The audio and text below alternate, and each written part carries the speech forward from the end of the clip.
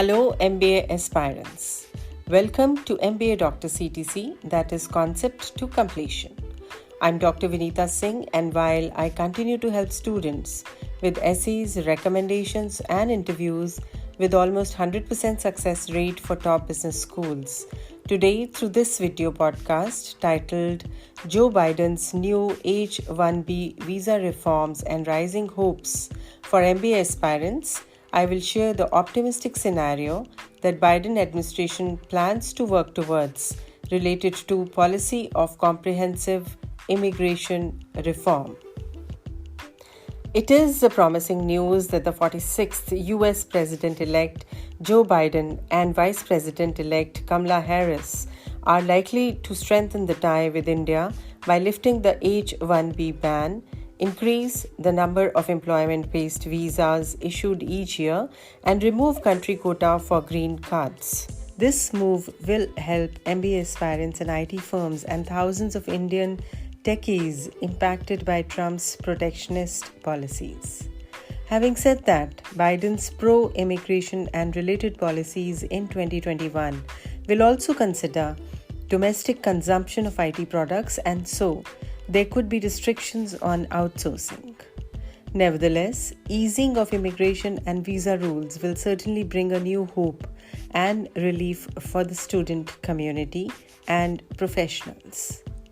The H-1B visa under the Immigration and Nationality Act, Section 101A-15H, is a non-immigrant visa available to high-skilled persons from around the world with a bachelor's or master's degrees. It allows non-citizens to obtain a work visa to enter and secure employment in the US. With an H-1B visa, a foreign national may stay in the US for an initial period of 3 years, which may be extended for 3 additional years. While the TN visa and H-1B visa are both non-immigrant, employment-based visas, difference is that non-US citizen is eligible for the H-1B visa, while only Mexican and Canadian citizens are eligible for the TN visa. Non-citizens should be able to provide educational credentials and have a willing sponsor. The H-1B petition is filed by the employer on behalf of the foreign national worker they wish to sponsor. The requirements for H-1B visa also include a US equivalent 4 years bachelor's or higher degree from an accredited college or university, knowledge pertaining to the role an applicant is applying for, but of course giving priority to the US citizens applying for the job. These details are to be provided by the sponsoring employer. The US Citizenship and Immigration Services requires employers to pay fee for the H-1B petition. Individuals cannot sponsor or apply for their own H-1B visa. Only US employers can. It is better to take legal assistance to handle your H-1B visa so the process goes smoothly. To apply for this visa, you must have a job offer from a US company or organization. There is no limit to the number of times you may apply for any US non-immigrant visa, including H-1B. You may apply as many times as you wish, subject only to your willingness to pay the visa fee for each application.